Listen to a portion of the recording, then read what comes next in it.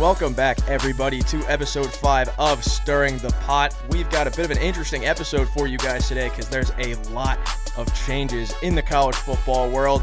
But let's kick it off with the guys. We got Dom over there. Happy Wednesday. Happy Wednesday. Yes, happy Wednesday. We got RJ. How we doing? John over there. How we doing today? Happy Wednesday, y'all. You got Gabe. Yeah, I'm so tired. And yours truly, you've got me, Connor, hosting again. And guys, it was an interesting week for college football. There's a couple games that I think we should talk about. The main one that I'm going to start off with was the game of the week, Michigan-Texas.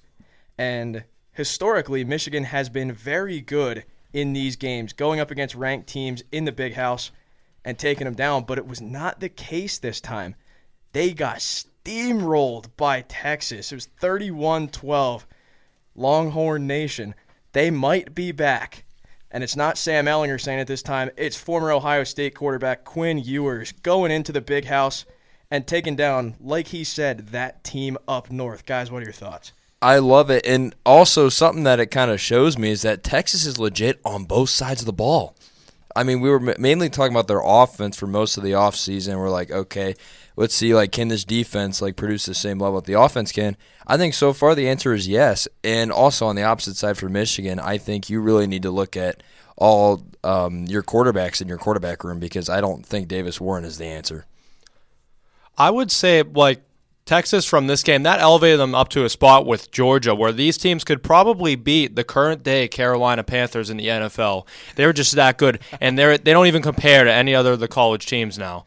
I mean, they absolutely dominated Michigan. Oh, yeah. And that kicked off upset weekend. Really, it did. It really did, and we will definitely be talking about the state of the Carolina Panthers towards the end of this episode, but I think you're right. Texas definitely did take a major leap with this win.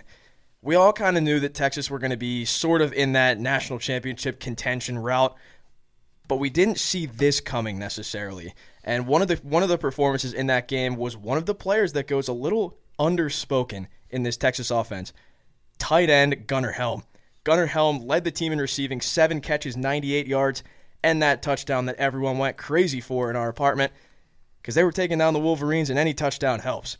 But I really do think this Texas offense was firing on all cylinders this weekend, and they really needed it. Even though Michigan's defense did look a little shaky, they still had their star corners. Will Johnson was out there making plays. But I think the main talking point, like RJ said, this Michigan offense is not what it used to be.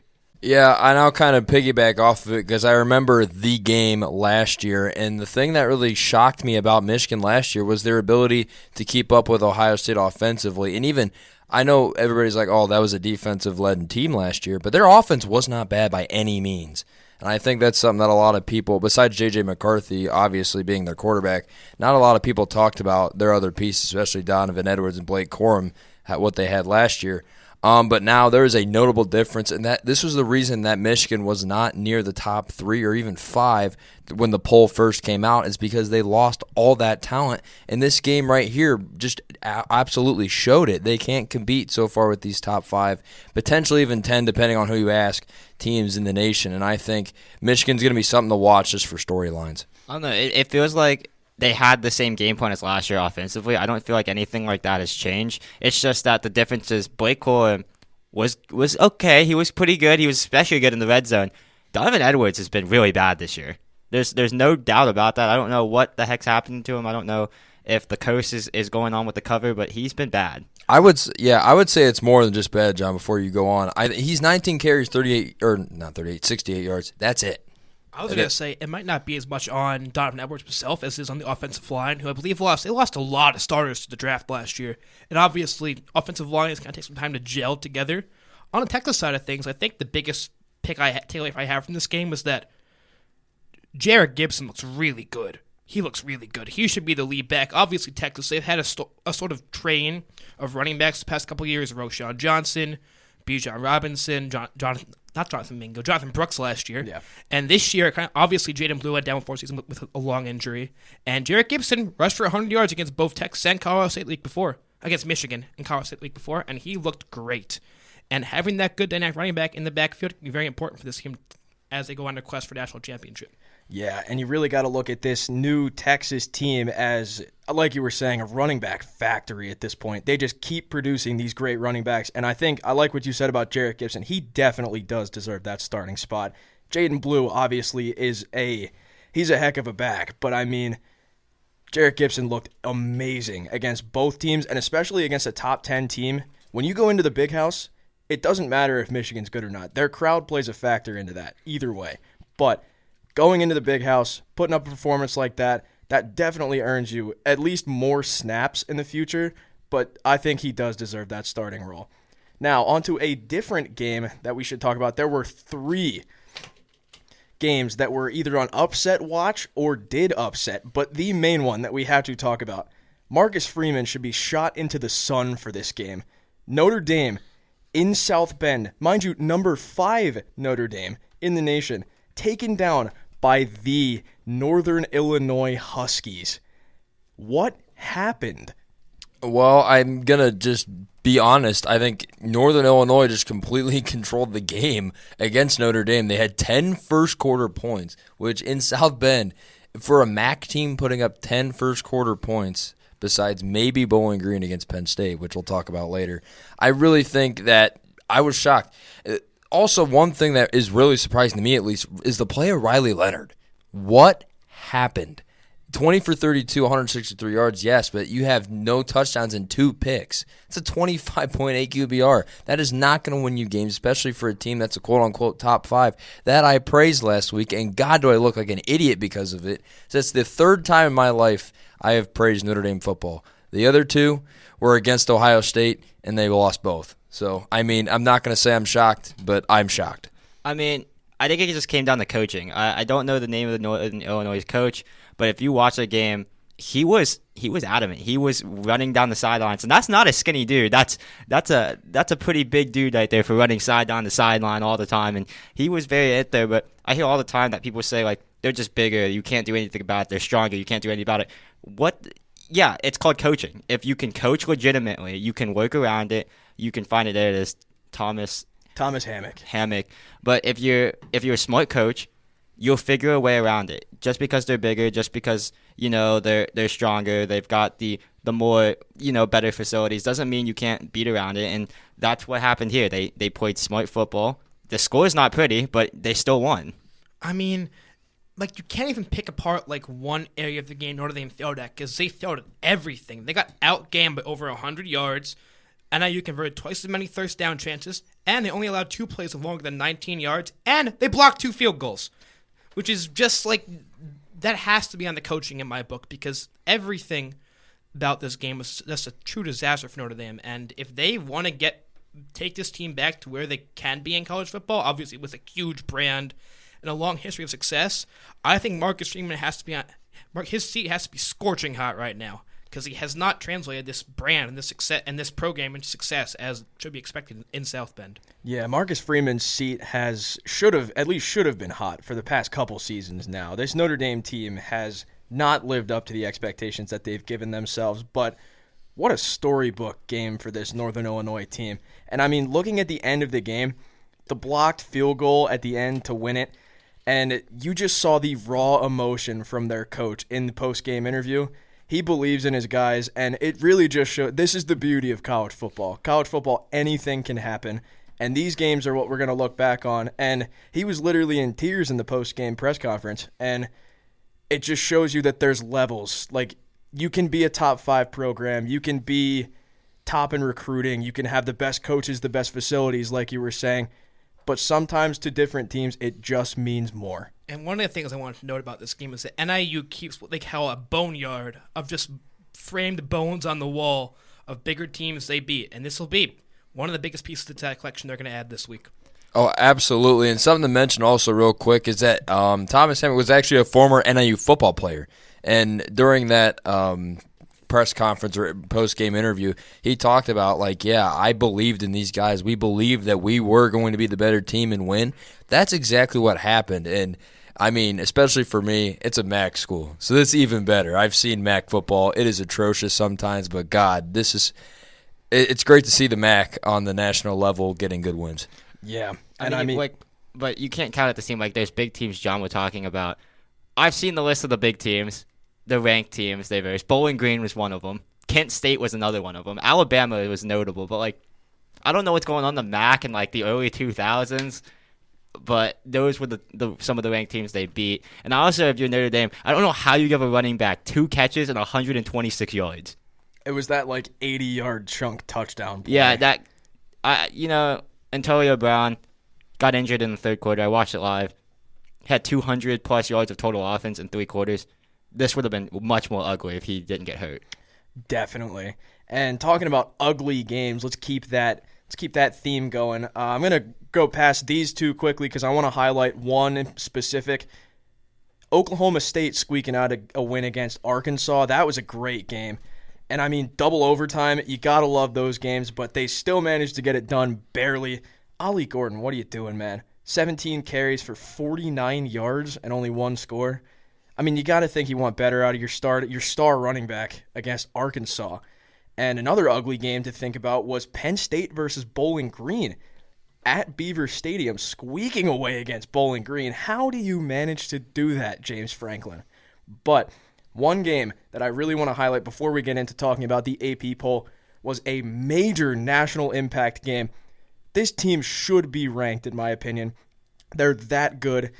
I wouldn't have seen this as much of an upset necessarily. Boise State, Oregon. Oregon squeaking away with a 3-point win against the Boise State Broncos. And I mean, Ashton Jeanty, that dude is going ballistic right now. 25 carries, 192 yards, and 3 scores, I believe, against Oregon. If you look at his stats so far on the season, if he were to keep up this pace, I just saw this graphic the other day, he would have over 3,200 rushing yards and 52 rushing touchdowns. That would shatter every single NCAA record for rushing ever created. Now, is that going to happen? Probably not. But don't be a hater.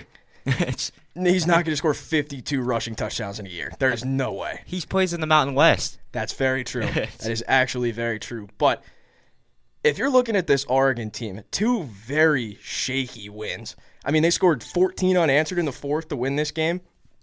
What is going on there? What is going on in Eugene? Honestly, it's kind of hard to kind of pinpoint it on one exact person because, I mean, you can't really blame it on Dylan Gabriel because this game he only incompleted 3 passes and had 2 touchdowns. You can't really blame it on him.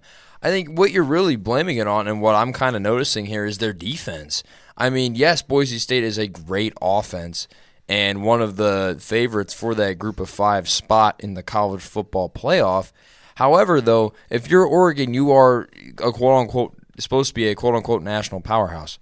And compared to Boise State, you cannot be giving up 17 points in the second quarter and 14 points in the fourth quarter. If you're giving that up to other teams that are better, like these Texases, Ohio States, you're going to lose most of the time.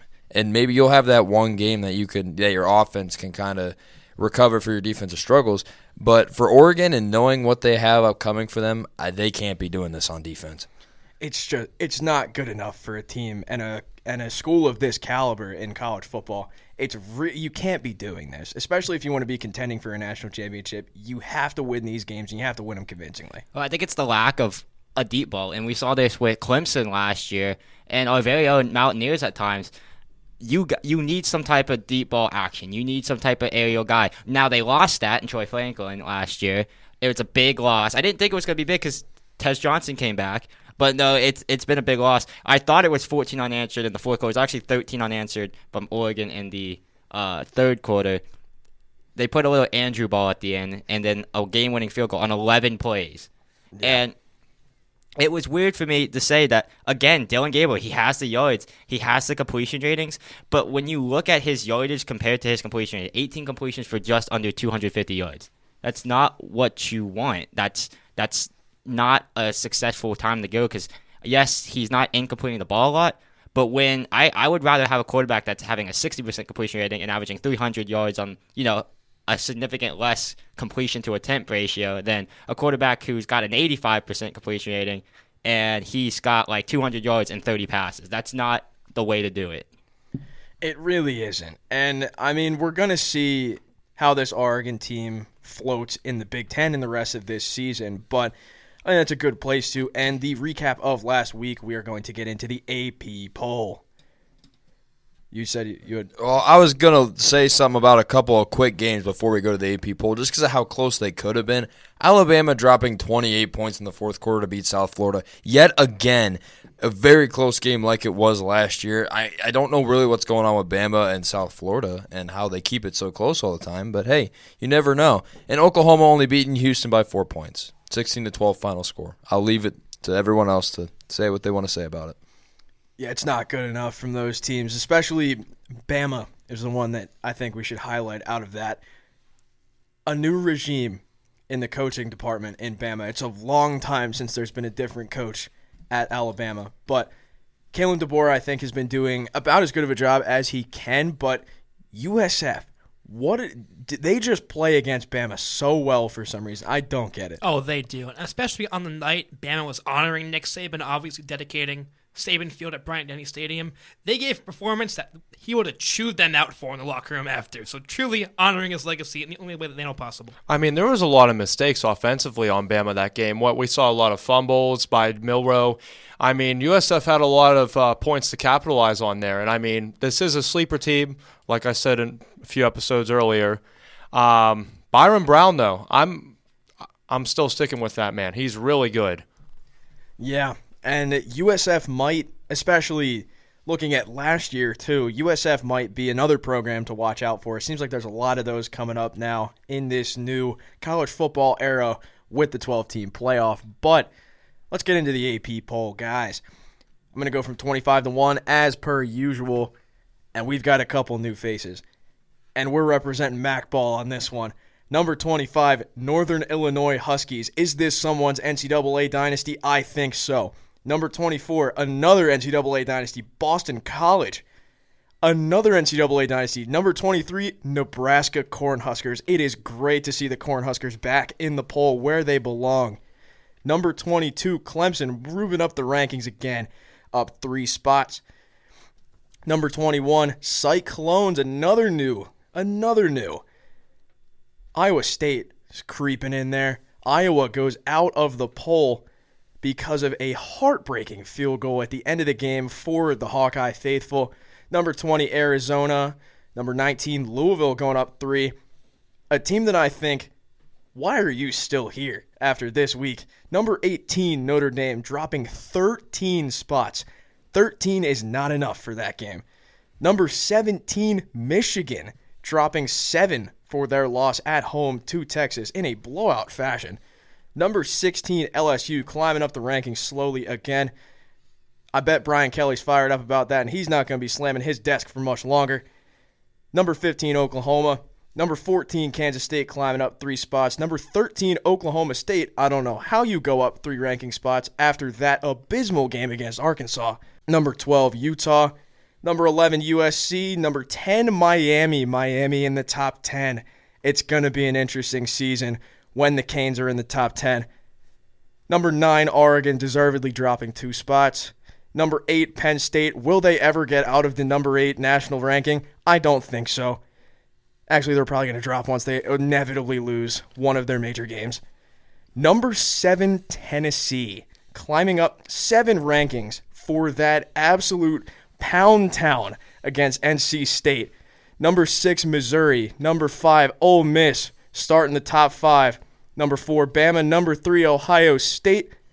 Number 2, Texas, climbing up to number 2 in the nation. And everybody's favorite, will they ever move out of this spot? I really don't know. Number 1, Georgia. Boys, how we feeling? That is a lot of SEC teams in the top 7. I think it's 6 out of 7 are SEC teams. I want to say Ohio State's the only non-one for the top 7. Yes, there are a total of 7 in the top 10. That's crazy. I think that Penn State should have been dropped a few more places. I'm with Yes, you they on should. that. Bowling Green. Yeah, that's It's not a convincing win in the slightest. This is just so interesting. First of all, I didn't expect Tennessee to be top 10. I mean, I think they deserve it. I think they've earned and it. the 51 points against a ranked NC State. NC State looked awful. I almost got a quack. They looked awful in their first game. They looked awful in their second game. They're just an awful team. I will say I don't think they should have been ranked in the first place. Yeah. Grayson McCall is not the guy. They're just an awful team. And then, of course, Notre Dame, I don't think they should be top 20. Like, that was terrible. That they should have blown that team out of the water. Northern Illinois, I'm sorry, shouldn't be ranked 25th. They didn't look great. It was because Notre Dame just looked absolutely terrible. Yeah, just a couple of points that I'm making. Shout out Nebraska, my sleeper team getting ranked. I love it. But I'm looking, honestly, if it was me, I would not rank Notre Dame.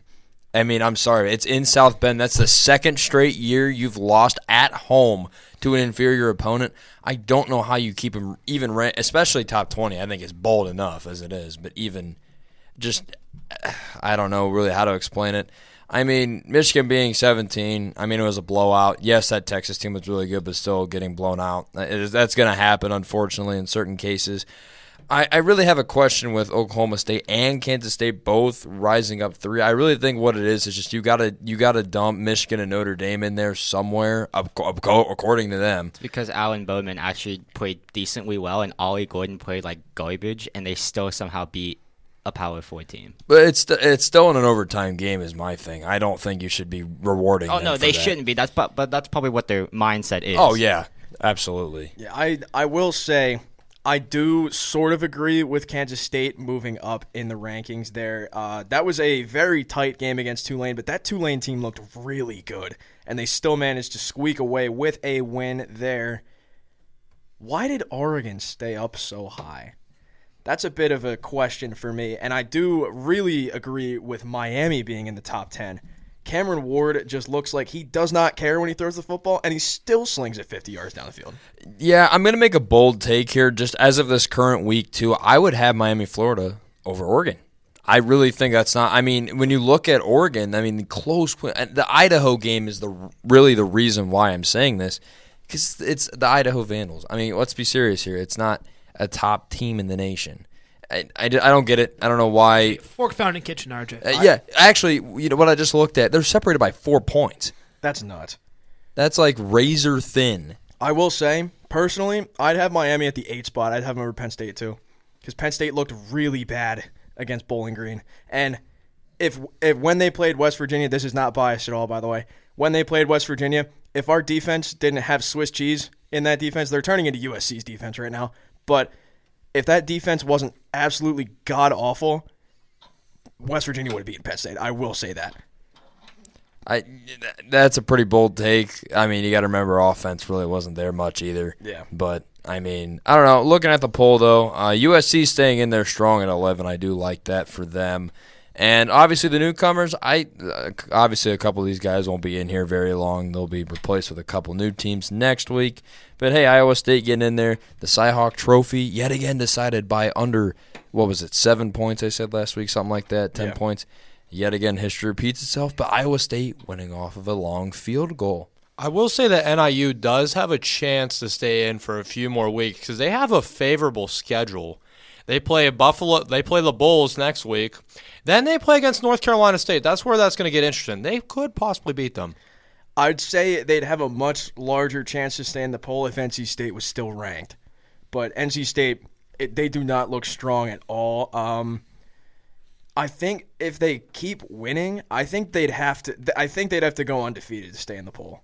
Because the MAC is I don't even want to say that the MAC is weak, but they look like probably the best team in the MAC minus Bowling Green right now. I think they have a high chance to stay ranked because they have a win that I don't think any other Group of 5 program is going to get this year. Run over a top 5 team in dominating fashion on the road, and because Boise State lost this week, I don't really see any other G5 team getting a win like that. Yeah, and you got to think that for that number 12 spot in the playoff, you got to think it's between 2 teams as at this point right now. It's Boise State and Northern Illinois. I would say USF can kind of they're a bit outside the bubble right now, but they can make a push in. I feel Memphis is the highest ranked one on the coaches poll. It's Memphis, yeah. Yeah, I think, though, you also got to realize, yes, Northern Illinois can get a win like that, but however, you do got to realize their season can collapse. And if that's the case, that takes them out no matter what. Yes, it's a very impressive win for their program, but that doesn't mean you're getting in that spot just off that win. Yeah, alone. they do play a bunch of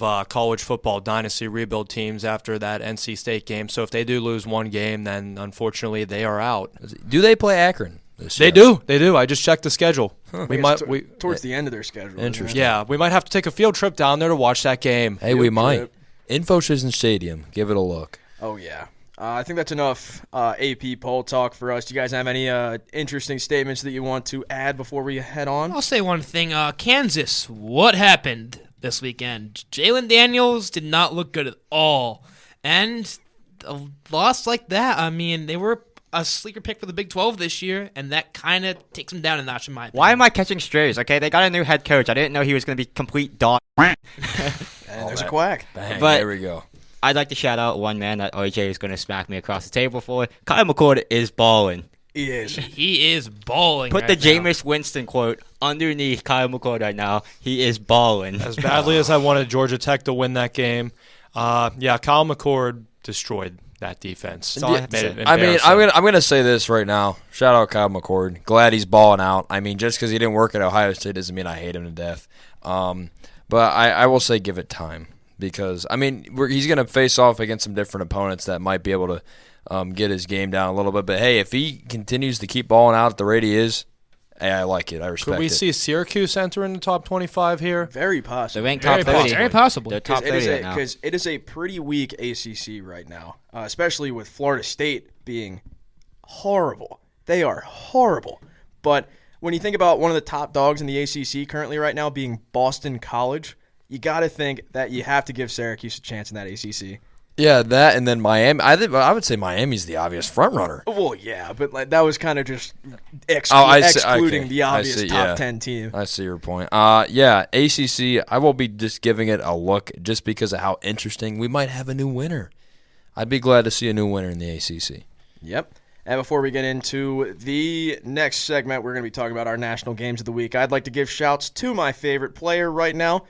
Obviously, he didn't win me my parlay this week, but for a true freshman to have this type of poise in the pocket, Dylan Raiola looked very good against Colorado.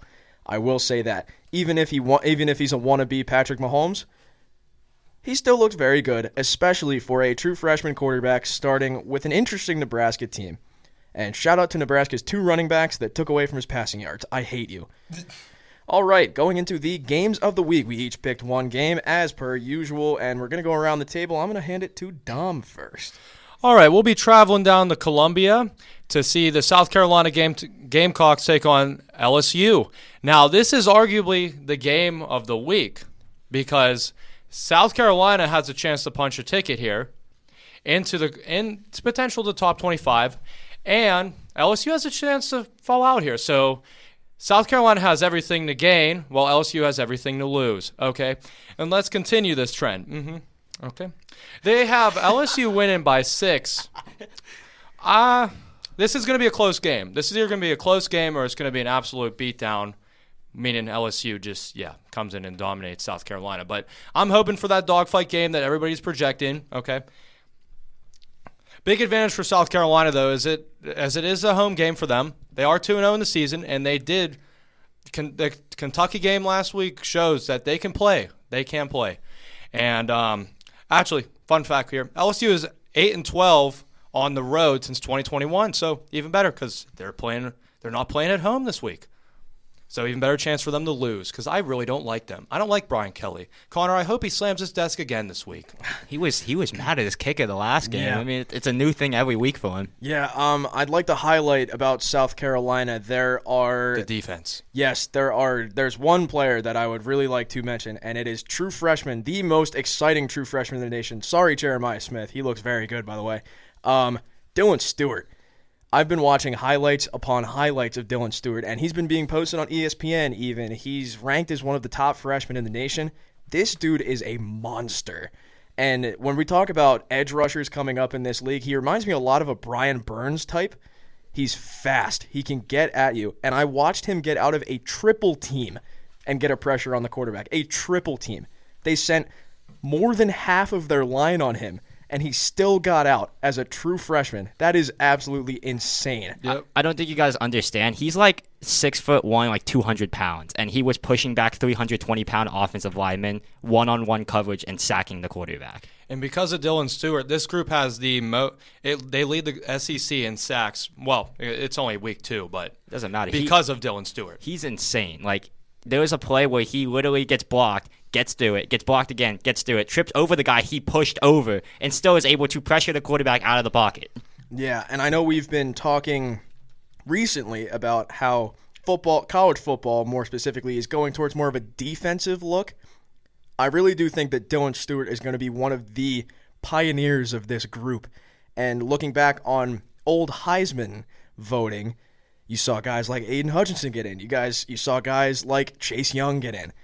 Maybe in the future we could see a Dylan Stewart get into that type of conversation if he keeps up with this type of momentum. I mean, Coach Kelly is game plan just around this man alone. I mean, it's very important. They need to put for South Carolina to win this game, they have to put pressure on Nussmeier. That's the most important. Even though Nussmeier is a very kind of similar to a Cam Ward archetype, he plays very calm, collected, competent quarterback in the pocket, and unless they got to blitz him, or he's just going to target Kyron Lacey. Not to mention he had 3 touchdowns last week.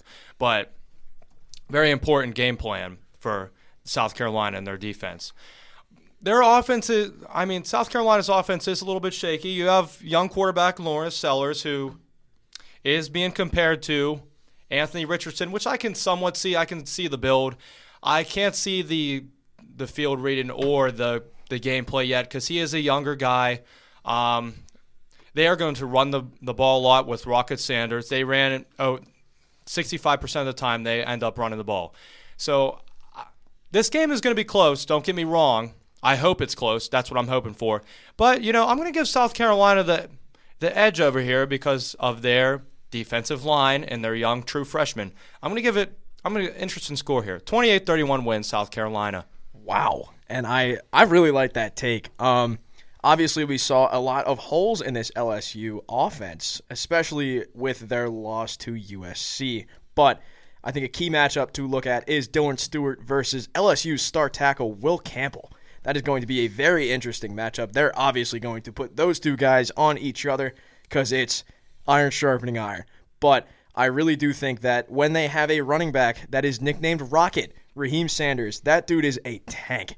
And obviously, if you guys have played NCAA at all, if you have Raheem Sanders, you're going to win a game. But I don't know how much that translates into real life, but I have seen him play. He's a monster in the backfield, and it's really hard to get him down. He's big, he's tall, and I mean, you got to fear and you got to match up with those guys, and you have to game plan for somebody like that. And when you have a true freshman like Lenore Sellers, you have to game plan even more. Sending it over to RJ for his game, which is Big Noon Kickoff. Big noon kickoff it is. Alabama surprisingly traveling to Wisconsin in the big noon kickoff game at 12 p.m. Eastern. Alabama is given a 92% chance to win this game. Useless fun fact alert, if you've been watching big noon games, both of them are blowouts. I'm just going to put it out there. Bama has only allowed 16 points this season. Yes, they've only played Western Kentucky and USF, but still, they're not allowing points. They're doing their job on the defensive side of the football, which is something to keep a note of. But their offense, though, has 105 points in 2 games. I mean, I'm just saying that's a lot of offense, and especially for Wisconsin, who only beat Western Michigan this season, week 1, by 14 points. That's kind of concerning if you're a Wisconsin Badger fan. Wisconsin QB Tyler Van Dyke, former QB at Miami last year. We saw what Miami did, and I mean they weren't the most impressive. Obviously, they're most known for their botched, kneeled at home against Georgia Tech, and then they lost. So I think that's kind of like the main point of Miami last season. And coming into Wisconsin, I mean, even their last week's game against South Dakota State, I mean, it was only a 27-13 final score, and Wisconsin ended up winning. But speaking for Bama's side of the ball on offense, Ryan Williams, the wide receiver, has had 6 catches for 207 yards and 3 touchdowns this season. I think he's going to make a great impact for Jalen Milroe. And if Milroe's not throwing the ball, then Jam Miller is running the ball. I love that name, Jam Miller. He's going into his starting role pretty well. He already has 2 touchdowns, and he's averaging almost 10 yards a carry. He's currently slated at 9.7 yards per carry. But I think with Alabama's high-scoring offense, I really don't think Wisconsin is going to keep this very close. I'm actually kind of shocked. I mean, considering Big Noon picked this game, I just don't think there were too many games on the schedule that were really worth of high intensity with higher programs. But I really think, though, for Alabama, I mean, they're a 16-point favorite. I mean, mind you, we do not encourage betting here. We just use it as odds. I really think that Alabama will surpass that 16-point threshold, and I think Miller will still shine even though they will be jumping around in Wisconsin. I have Alabama winning 30. Oh, wait, no, not 35. I'm going to go 42-21. So I think Bama wins in a landslide. Bama wins in a landslide. I don't know why this is big noon kickoff. It seems like it's kind of going to go without saying that Bama's going to win.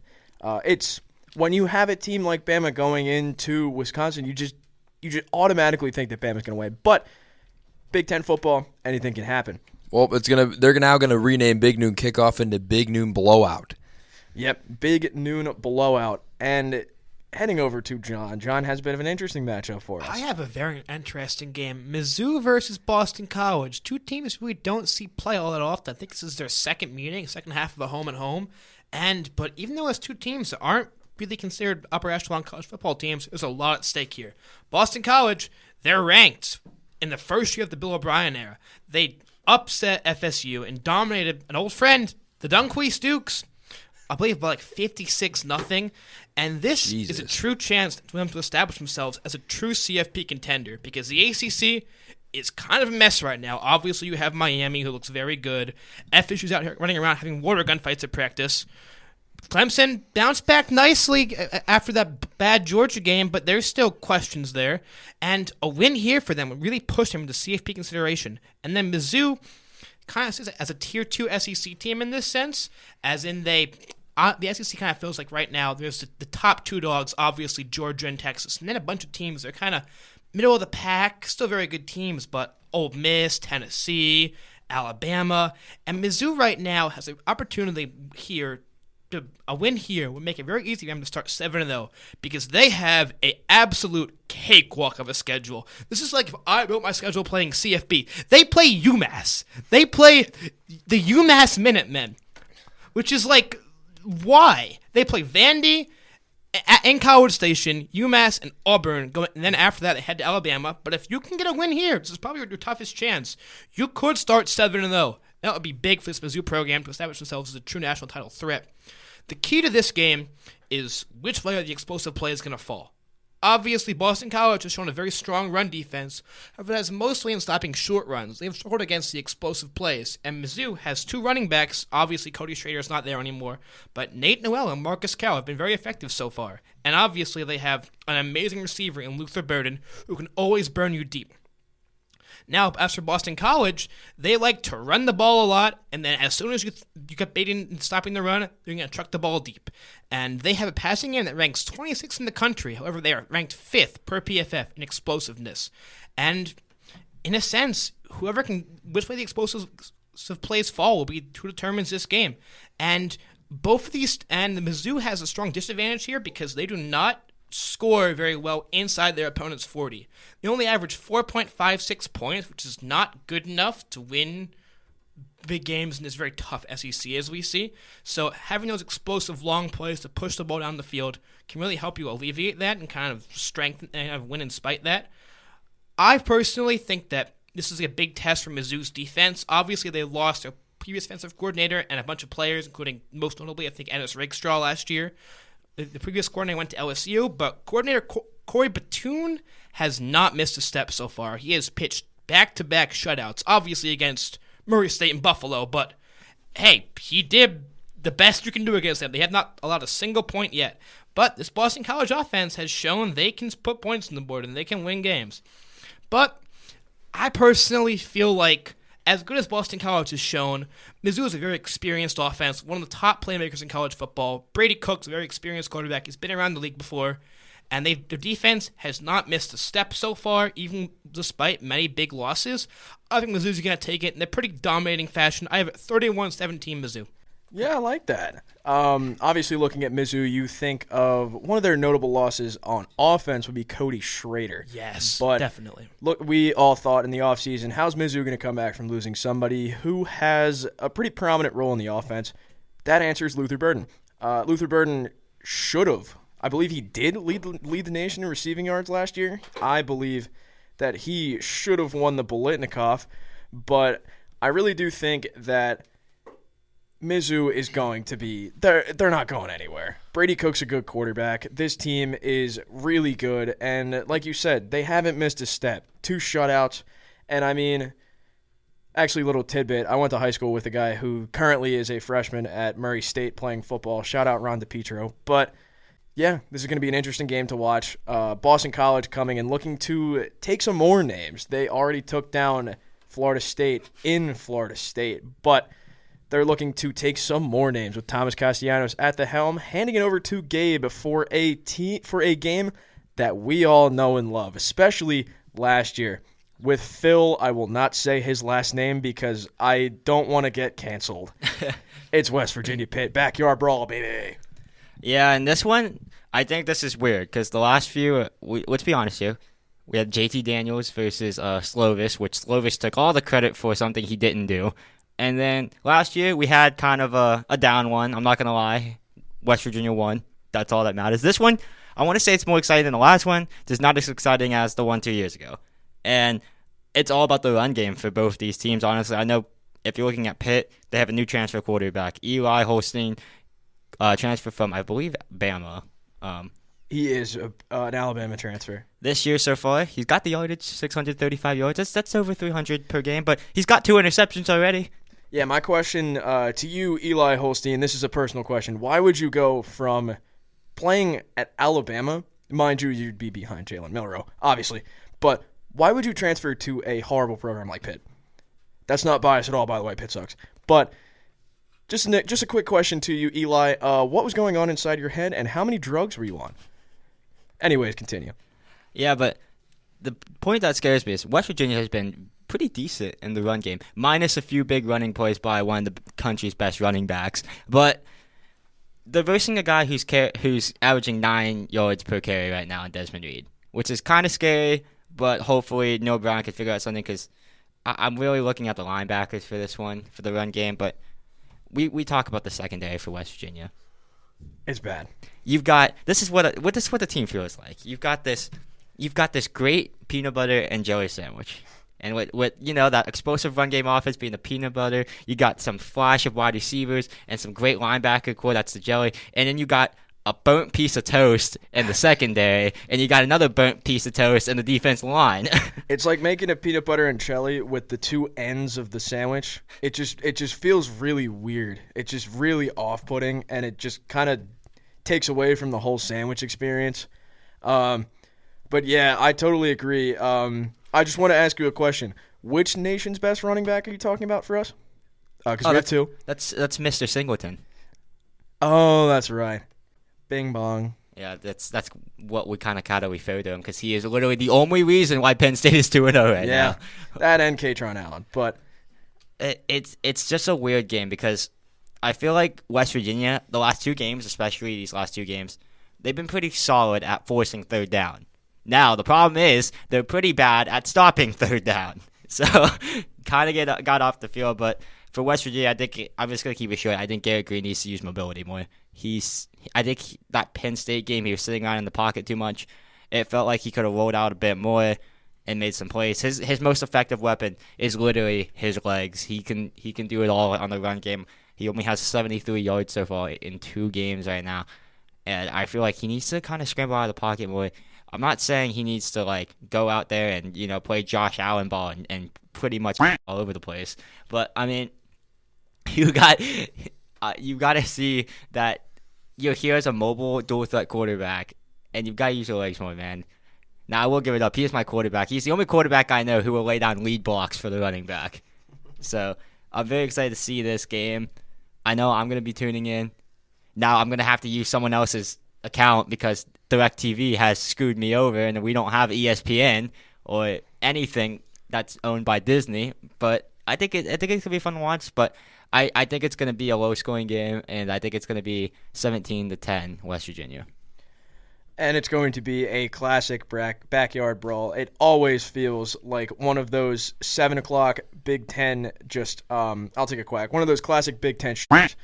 It's going to be one of those, and it was last year. It kind of always has been. Not necessarily recently historically, but last year was pretty bad for Pitt. So I'm hoping that the Mountaineers can capitalize on that. Obviously, we're all hoping. We all think West Virginia's going to win. Come on. It's Pitt. We hope so. I mean, we got pushed off a cliff at the beginning of the season. This is our chance to jump back up and see the light. This is where we make our push right here. This is where the climb actually starts. I was about to say, do you mean not a push, but a climb? That was so inspirational, Dom. Thank you so much for your input. Not only that, but, Pitt aren't they trying to sell tickets in bundles for this game to, discourage us from going? Yeah. Because they know we'll take over Acrisure. Oh, yeah. They know that. Oh, yeah. It's just what we do here in Morgantown. But going on to the last game of the week, this will be mine. This will be the, quote, national game of the week. It's a random Big 12 conference game. They're both ranked, but it's number 14 Kansas State hosting the number 20 Arizona Wildcats. It's the Wildcat off. This will see who the bigger cat is. And the other one will be a little kitty, but Kansas State hosting this in their house. They are starting the season 2-0. They are coming off of a very interesting game against Tulane. It was a bit of a shootout, but they did end up taking the win 34-27. But their sophomore quarterback is one of the guys that I pointed out at the start of the season who was going to be an X factor for this team. And he has shown very many flashes so far this season of being the guy that I said he was, Avery Johnson. Now, the stats don't necessarily show it. 2 games started. He has 334 yards in the air with 4 tuds and a pick. He's got a 66% completion rate, which, is very nice. It's only 2 games started. You got 2 wins under your belt. But I think I did watch some film from the Tulane game. He looked really good running. Now, everyone, when he was in high school and even when his freshman year, when he had a couple plays, he obviously didn't play much. But seeing the way that he carries himself outside the pocket when he runs, Avery Johnson is he's the definition of a dual threat. Now, he's got a rocket arm. The accuracy is definitely getting there. He's a little shaky sometimes with the accuracy. His deep ball accuracy is very good, I will say. But he has 8 carries for 40 yards against Tulane, and he went 15 for 23 for 181 yards, 2 touchdowns, and no turnovers, which is definitely a good sign for somebody to be developing into the quarterback that they want to carry their school to something bigger than they've had in the past. Now, he has not been sacked so far this year, which I think speaks numbers to the fact that his ability to get out of the pocket, and he makes a hell of a lot of throws on the run. I know I talk a lot about these mobile guys, how they can get out of the pocket. I talked about Drew Aller last week, 2 weeks ago actually, before the Penn State-West Virginia game. You get him out of the pocket, you're in trouble. And this is the same thing with Avery Johnson. Avery Johnson is very good outside the pocket, but he may not be the X factor in this game because they've got a running back tandem, and that running back tandem is dangerous. Running back DJ Giddens and Colorado transfer Dylan Edwards. Who saw someone transferring out of Colorado? Shocker there. But DJ Giddens has been their feature back so far. 32 carries in 2 games for 238 yards. Still yet to record a touchdown on the ground. I think he does get that this week. But the main thing about Giddens is that he's been used a lot in the receiving game. He has 7 catches for 68 yards and a touchdown, and he seems to be their receiving back as well as their lead back. I believe that he is going to be their X factor, and Dylan Edwards is going to play like second fiddle to him like he usually does. Obviously, like I said, he did transfer in from Colorado. He's got 2 touchdowns on the year so far. I'm assuming he's going to be playing third down back role for them. But these 2 guys in the backfield's got to scare you, especially with this Arizona team coming off of a very interesting game against Northern Arizona. Only a 12-point win at home. They only managed to put up 22 points. And Noah Fafita looked really shaky, which obviously they blew New Mexico out of the water with probably one of the best wide receiver performances I've ever seen from Teteroa McMillan. This would be his Heisman game, but he didn't follow it up. He had 10 catches for 304 yards and 4 touchdowns against New Mexico. Sorry, I'm trying to say Northern Arizona because that was their next game. But Northern Arizona had 2 catches for 11 yards. Now, obviously, he was alluded to being one of the Heisman contenders, along with another position player, Jeanty, that we talked about earlier. But he's a big dude. He's a 6'5" wide receiver. This dude is nuts. And you would think 6'5", he's probably going to be a tight end at some point in his career. He's skinny. He is fast. He can get you in the routes. This dude's nice, but he has to be on. And I think that depends on his quarterback. Noah Fafita has been a little shaky so far. Obviously, against New Mexico, he was 19 for 31, 422, and 4 touchdowns with a pick. But Northern Arizona, they only beat them by 12, and that is going to show us a little bit that this Arizona team is not quite yet there. They were there last year, but they lost some key guys. I think Jordan Morgan was a big loss for them. Running back Kweli Conley is going to be their biggest man in this game. 27 carries, 202 yards, 3 touchdowns on the ground for him, and he has 8 catches for 67 yards. This dude can get past you.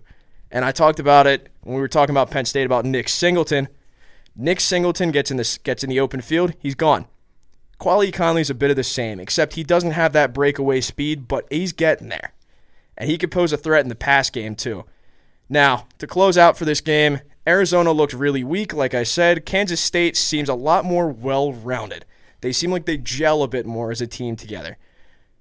This double-headed backfield is definitely going to pose a threat to Arizona's defense, and it's a home game for Kansas State, higher ranked. You got to think, I'm going with Kansas State, and I'm going in a bit of a convincing fashion. I'm going 31-17 Kansas State.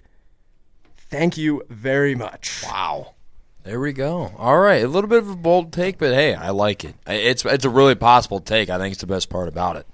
Yeah, and with these Big 12 teams, it is wide open because with Texas and Oklahoma leaving, obviously, I really do think that any team can win this division, even the West Virginia Mountaineers. But I really do think that this game is going to be a lot more interesting than some people think, but Kansas State, I think they're too good for them. Now, we are going to go into NFL. I'll hand it over to RJ Rice over here, and he will take over this part. All right, gentlemen, how are we doing for NFL season? It's back. The funniest thing about this, before I go to the whole league, only one person here at this table's team won. Shocker. Congratulations, Dom. Congratulations, Dominic Oh, Briscoe. my. We had a kick 6, and by that I mean we kicked a field goal 6 times. 6. Congratulations, Steelers. Another Mike Tomlin Speaking win. of field goals, this Sunday set a record in NFL history for the most 50-yard field goals on any day in football ever, which is ridiculous. I mean, I know quite a few guys who lost their fantasy games because of a kicker. Shout out Keami Fairbairn and Jake Moody. Or Chris Boswell. Honestly, sometimes I debate whether the kicker position in fantasy football should be removed because it takes no skill at all to find a kicker to, play. Some leagues play with, some leagues pay without. Ironically enough, I am in actually a mix of both, so I know both sides of that. But I'm going to go into the NFL as a whole. I have one sentence storylines from each game that happened, and I'll go in order. KC Baltimore, I literally just said Kansas City is still the favorite. They look great on both sides of the ball. I think that's all agreeable here. Next, I'll go for the high-scoring showdown, and Saquon Barkley coming out party for Philly as they beat Green Bay in Brazil. And then going into Sunday's matchups, New Orleans crushing Carolina. Bryce Young looking shaky, I think. I don't know. The Bears fleeced him, and I think that's even becoming more and more obvious. Connor, plug your ears for this next one. New England pulling off the upset against Cincinnati. La la la la la, can't hear you. La la la la la. Not sure what's going on. Jacoby Brissett owns you. Yeah, I'm sure he does. You know Joe Burrow's yet. I don't even know if he owns his own house. No, Joe Burrow's yet to beat Jacoby Brissett or Baker Mayfield. Well, Yeah, and he's beaten Allen and Mahomes a combined 5 times. It's because Gabe. It's because they play for the Browns. so easily you're winning this week, Connor. Easily. Hey, know who else owns Joe Burrow? Don't say Mike that. Quack and White, baby. Yeah, Mike Wah and White. Oh I my hate him. God. And now we're going to the Dom's game as Pittsburgh wins based off their defense as their offense is not scoring a touchdown. John, you might need to cover your ears for this next one. Minnesota and Sam Darnold look surprisingly impressive against the Giants. Yes, I know it's the Giants, but still, Sam Darnold, wow, he just kind of went off for no reason. In my MetLife. We play Minnesota in 4 weeks, and if we lose that game, New York might burn down. But I think this is a Sam Darnold staple, though. I mean, whenever he first started playing in Carolina, he did the same exact thing. Oh, let me see now. I have him in a list here. Oh, here we go. Miami winning off a last-second field goal against Jacksonville, which is kind of surprising because Jacksonville was kind of having that game, and then the ETN fumble happened, and then Miami kind of stormed with it and won. Obviously, knowing all what happened pregame, it made it kind of even better for Miami to get a win. And the next game really shocked me. Buffalo beats Arizona in a high-scoring showdown. I know, Connor, we talked about it on 2-Minute Drill that we were like, yeah, this game could be Arizona's game. That almost happened. It should have been. And this Cardinals team came out gunning out the gates really early. And something important to note about this game, towards the end, we had the first new kickoff rule kick return touchdown from a really unlikely source. It was from DJ Dallas, old Seahawks running back. And it was really interesting to see how the new kickoff rules were implemented this week. But judging by it so far, it looks like it's not going to change much about kickoffs. It's a little weird. Yeah, it kind of makes the kickoffs more exciting. I've kind of been enjoying the rules so far. I mean, we'll see if anything changes with it in the coming weeks, but so far, not bad. I want to say something. Yeah. 1.4 points. 1.4 points. For Marvin I'm Harrison gonna leave Jr. it. I'm just gonna leave it at that. I'm leaving it at that. The funnier thing, actually, thank God you mentioned that, is that Kyler actually commented today that it is not his job to give Marvin Harrison the ball a lot. It is his job to. This is why. Okay, I love my short people. I'm short. I have short kinks. Big things come in small packages. Oh my gosh. It's like Kyler Murray is like that baby who's reaching for the cookie jar. Are you that disabled that you can't see over your offensive line that Marvin Harrison is 30 yards deep wide open? I will say Marvin Harrison was on the complete opposite side of the field that he was getting forced to. Chuck the ball.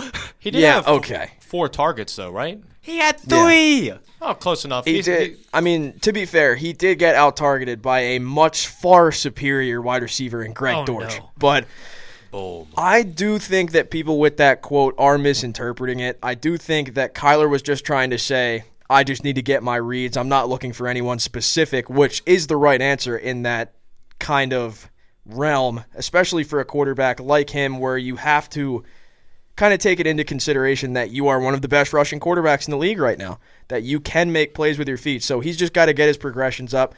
You got to remember he's coming back from an injury too, and he's just trying to get back into the flow of getting different reads, going through his progressions, and he's not looking for anyone specific. And obviously, we saw a few years back Kyle develop a sort of special connection with DeAndre Hopkins during his prime years in Arizona. And I feel like once they play a few more games together, him and Marvin Harrison Jr. can find that again, sort of in a sense. Yeah, Kyler Murray's gonna be playing Call of Duty the way he's going right now. Yeah, and he's gonna be getting Warzone wins, by the way. I'll be curious to see if that is a regular from Kyler in the Arizona offense. Next, though, one of my favorite matchups was Houston against Indy, and Houston's offense looks great, powered by Diggs' 2 touchdowns and Mixon's touchdown. What was it? I think 130-something rushing yards. He leads the NFL in rushing 159. right now. Yep. I mean, that was an insane performance. I want to shoot myself. And no, shout out to Anthony Richardson though. That one throw he had, that was probably one of the most beautiful throws I've ever seen in my life. It's poetry That in thing went motion. up into the air. I think that you can see it on the camera that it just landed. Who caught that? Pierce. Alec Pierce. Just landed right in the Pierce. Then for the touchdown. Yep, my known waiver claim, Antonio Pierce. Not Antonio Pierce. Alec Pierce. Jesus, I am losing my mind. Speaking of the Raiders, by the way. Oh, we're going to go into there. I have them in order. Trust me, we'll get to them in a gotcha. minute. The next one, though, actually does make me lose my mind a little bit more. Caleb Williams in Chicago getting their first win despite Williams throwing for under 100 yards. They didn't deserve that win at all. This game gave us one of the funniest images I've ever seen in the NFL just in the past couple of years of Will Levis on his knees after he throws a game-losing pick. Jeez. I kind of hard to defend Tennessee anymore at this point if you're a Titans fan. Shout out Luke Blaine. Next, we have Dallas coming into Cleveland and demolishing the Browns. I don't really have much to say for it. We got outplayed on both sides of the ball. The defense was just eventually got tired, and Dak did his thing. I mean, I'm shocked we kind of held CD a little bit to what we did, but still, I can't read that.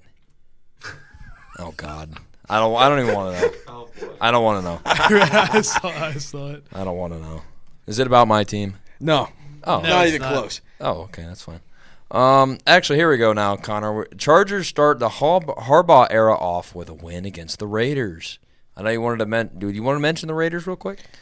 Not really. I just wanted to bounce off the Antonio Pierce comment there, but this Raiders team did not go up to the expectations that we thought. I thought Gardner Minshew was going to look a lot better. I mean, it's his first game with a new franchise. He's been on, 4 different franchises in his career so far? 4 or 5? I think this is his fourth. Yeah, because he was just on the He was in the Colts. He spent years with the Eagles, I Jags. believe. Eagles, Colts, Jags, Raiders. Yeah, Is that four, it? yeah. Yeah, it's 4. Yeah. From this game, I want to give a shout out to maybe the best foreign first-round pick from this weekend. Joe Alt looked incredible. Yes, he did. 19 pass block snaps against Max Crosby and Christian Wilkins. 0 pressures allowed. They're calling him Joe Alt Delete now. That's the I've name. seen that. He might be a guy who has one of these long, steady lineman careers and just great down the stretch. He's the perfect Jim Harbaugh player. I mean, we're not even going to mention J.K. Dobbins rising back from the dead. They'll go for 135 yards Oh, yeah. On 10 carries. just before he's back on IR by week 3. Yeah, Hey, no. I was about to say, Gabe, don't believe in the hype train of J.K. Dobbins just yet. Let's give it a whole season. Ask Connor last year's week 1. I don't want to talk about it. Everybody I don't want to takes him- talk about it. Oh, I fell for the trap of drafting J.K. Dobbins. He got in you fantasy. 17 points in the first half, and then he tore his Achilles or Yeah, whatever it was. he got me 17 points, and I was like, wow, this is going to be a great pickup. Everyone else is stupid for not picking him. I'm glad- And then he goes down for the year again. I'm glad that he finally made it past that where we don't take him in the first round. He fell more to like the 8th or 9th. I don't even know if we took him. Someone has him in our leagues. I wanted to claim that guy, but someone just had to be good at fantasy football and claim him before I could. I had to explain to Cam how the waivers work because he tried to pick up like 6 players all at once Bro. and acting like he was going to get all of them. I was like, Cam, you know you're going to get 1, and it's going to push you down to like 10. He won his game. What He do you won a mean? I game by the picked most up, points. He's I like the picked up, last like, in the 3. order right He now. tried to pick up like 6 players. I had to explain him how waivers works, and he was like, oh. I think he's last in the order because he won his game by the most points. Yeah. So. Yeah, I think I that's don't think he's usually, getting any of them. that's usually how I think it works, usually in ESPN leagues. Yeah, his team scored like 170 points this week. Jesus, that's unreal. Don't worry, I'll beat him. Oh, God. Next matchup, Seattle beats Denver in Bo Nix's debut by only 6 points. I was really shocked, but yet again impressed by Bo Nix. I think he's showing a couple sort of flashes. Not really. It's an iffy performance, yes, but it's in Seattle, and he actually made Denver look like a semi-competitive team. So that's impressive in my book. Next game, obviously Tampa Bay taking care of business over Washington. Sorry, Gabe. It's not even sorry at this point. I'm used to it. Yeah. I mean, every time we lose, it's like more morphine injected into my veins because I just don't feel a thing at this point. Jesus. Well, you better get ready for a lot more because Mike Evans having 2 touchdowns, and God knows whoever wide receiver 1 you play against this year will probably do near the same. Got Benjamin St. Juice at cornerback 1. I want that to sink in. Cornerback 1. Hey, you can't forget about last year's Offensive Rookie of the Year, Emmanuel Forbes. Emmanuel Forbes is our cornerback 2. Jesus. It just seems to get worse and worse when you go down the chart. Sunday Night Football, the Lions winning in OT and coming back against the Rams in a thriller. That was fun to watch, I think. Obviously, when these two teams match up, we obviously think of Matthew Stafford. He just thinks of it as a normal game now. I think he kind of put his career in the past with Detroit. But I think they are just fine with having Jared Goff. And, I mean, he's been good for them. He got that contract. And then now even David Montgomery leading the Detroit rushing. So good for them. And last game, Jesus, John, you might need to cover yours again. Okay, I'll talk about this game in a few, but you can give your take on it. Okay, it's super quick. It's just San Fran taking care of business against the Jets despite McCaffrey not playing, which has been something that's kind of been developing, and we'll talk about in later weeks. You said you wanted to talk about it? Well, I mean, I'll say this. Rodgers played. Well, the past 2 week ones for us have been defined by 2 numbers. Last year it was 4 for how many snaps Aaron Rodgers played. This year it was 8 because the Niners scored on 8 consecutive drives. Even despite the fact that I think Rodgers played quite solid to watch, honestly. His stat line won't speak for 167 yards, touchdown, the pick that really wasn't his fault, tip drill. But they just got outpossessed by almost 17 minutes. It's the lowest time of possession Rodgers has had in any of his starts ever. And obviously, I mean, the big issue for this Jets team is still the defense. Was not expected was the defense, which is kind of surprising considering it's been rock solid the past couple of years. But if I'm the Jets, you need to get Hassan Reddick back in the building immediately because he is a big part of this defense. He was brought in to fill that Bryce Huff role, and Yeah, and I remember you saying a certain thing. Give him $500 million while we were watching the game. yes. Is that yes, an please. overreaction? No, it's not. No, it's not. overreaction. Aaron Rodgers could die at any moment in the field. That is, We need to. that's very true. John, my question to you is, where was Mike Williams? Where was he? You guys paid I him think that he's money. still hurt. I think he's still boy. playing. Boy found in kitchen. That dude couldn't get 3 catches. I'm sorry, Tom. Yeah, I know. He disappointed I mean, us. I said before was the game expecting to a it. few of you guys, I said I thought Lazard was going to get a lot of catches, and he did because Rodgers trusts him a lot. Yeah, obviously that former Green Bay connection kind of shows, especially there in Rodgers. I mean, it makes sense. I mean, he finds the ball, he delivers it really well to him. But I think for NFL, that is it for Week 1. Connor, I'll send it back to you. Bang, bang. We are done with this episode of Stirring the Pot. We are done 5 episodes in Season 2, and we would just like to thank you guys for tuning in time and time again. We really appreciate the support. We are getting a TikTok up. It's So- already up. It is already up. up. Oh, it is? I haven't even seen it. I don't even know. I haven't even seen it yet, too. I It's in gotta. the- It's in the group chat. Oh, that's right. Oh, Yeah. oh, okay. So we would really appreciate it if you guys would drop us a follow on all socials. They will be in the link in our Spotify. And if you follow us on Instagram, the links are also there too. We'd really appreciate it. We love putting out content for you guys week in and week out. The uploads should be getting more regular, but that's going to do it for us for this episode of Stirring the Pot. Thank you guys for tuning in. As always, peace out. See ya. Add Wandale Robinson on your waiver wire. Do not.